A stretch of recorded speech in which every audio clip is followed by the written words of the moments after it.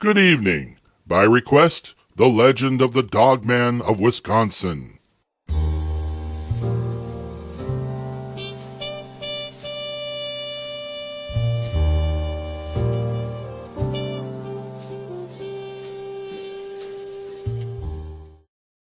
This tale really begins in 1987 when a DJ by the name of Steve Cook at WTCM-FM in Traverse City, Michigan, recorded the song entitled The Legend and played it on the air throughout the day. It was April 1st. He accredited the song to a fictitious artist by the name of Bob Farley. Obviously a joke. But the tale of the werewolf-type beast really caught on after that, and it wasn't long before people started imagining they were seeing it. It seemed like every unknown shadow in the dark or scratch at a window was credited to the beast. In Cook's song, he recounted earlier tales of the Dogman, some of which came from a 1930s publication. The earliest account was said to have happened in 1887 when some loggers saw the creature get up and run away. The thing had the body of a man and the head of a dog or wolf. Like this, for example. Or maybe this guy. Here is the female of the species. But all kidding aside, I went back to the newspapers and other reports from 1887 for Wexford County and paid an online visit to the Historical Society there. It was no surprise that although many mundane news reports existed for that year, such as the new front porch on the county courthouse, for example, I couldn't find one printed word about the strange sighting. Not one. It was as if it never happened. Fancy that. Even if the report was true, we still have the problem with anecdotal evidence, which is the weakest form of evidence, and when we apply it to a fantastic claim, it just doesn't hold up to scrutiny. Nor can we take seriously the much later report about a group of hippies in the 1960s who said they saw the Dogman looking into their VW bus late one night.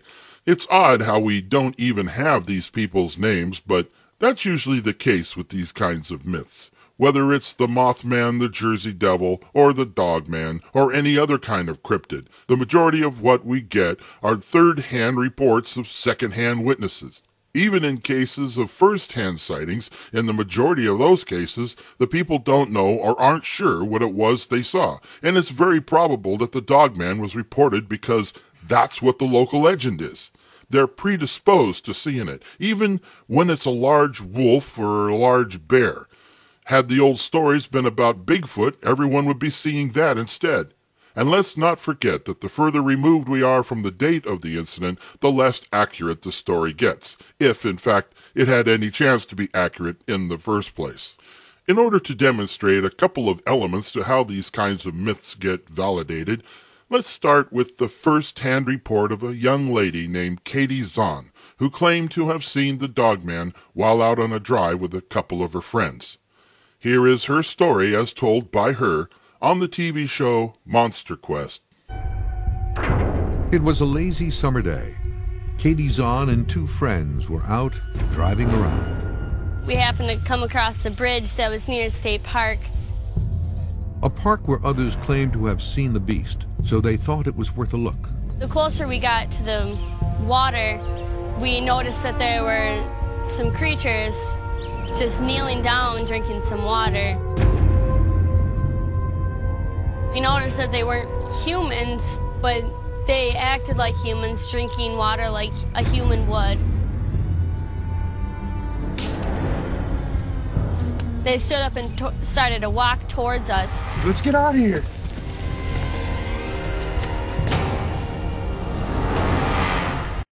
Knowing how her story may not be believed by the viewing audience, Monster Quest hired a polygraph examiner to question her about the incident.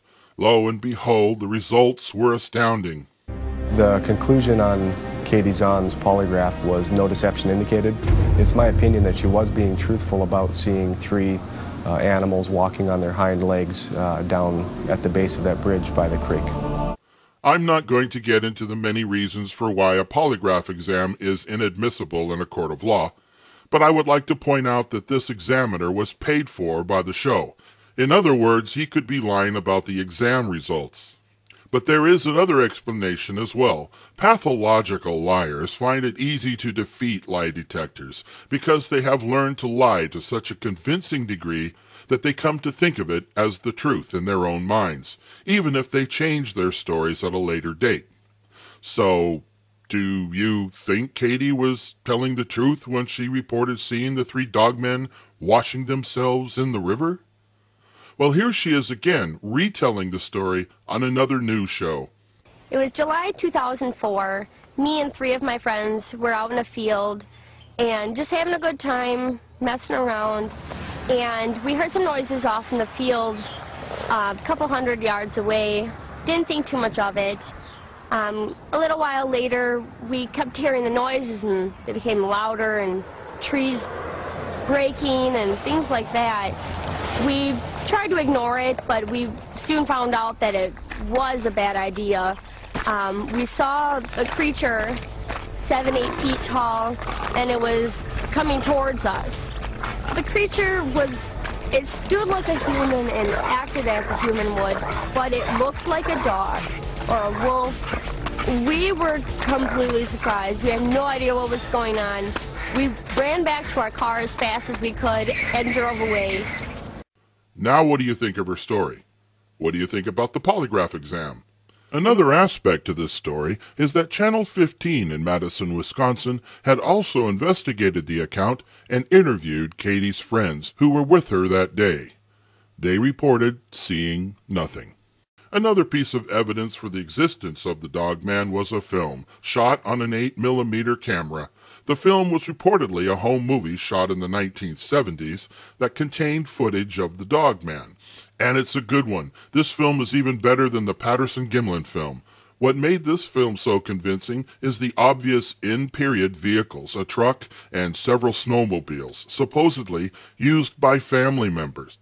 At the very end of the film, we see something strange far off in a field and then charge at the person holding the camera. And that's where it ends. A digital copy of this film appeared on the internet in 2007 and was dubbed the Gable film. In fact, you can still find it easily on YouTube, and it's still being touted as the best evidence yet for the existence of the Dogman.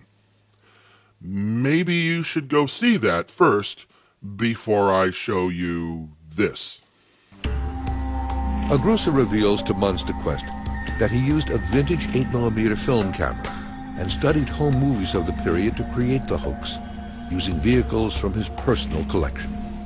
I felt that this film really needed to look like it was made in the 70s. So I've already got all these antique toys sitting around. And my old snowmobiles that I have been collecting for years were also age appropriate. And how were these used in that film? All my children were driving them around while Dad filmed them driving the snowmobiles. And it looked very amateur home movie-ish. Agrusa says his family helped him stage everything in the film. Home videos and home films are typically only interesting to the family involved. And I wanted that look to come across in the film. And so this was just a dad shooting his kids, shooting the family stuff, until something a little more unexpected happens, and they ran into a creature in the woods, and they followed it around, and unfortunately it attacked the cameraman. Agrusa wore the costume himself. I had actually found a suit online, just off the rack. It's called a ghillie suit. And I thought it looked more realistic as a creature. I was trying to be a werewolf. When I got the film back for the first time, I freaked when it looked so real. The charging of the cameraman, it looked so much like an animal. I was very pleased with the way it turned out.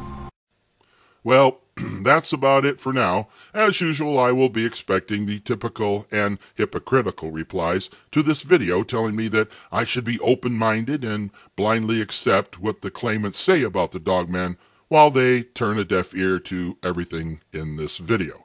This is Super Soylent, and thank you for watching.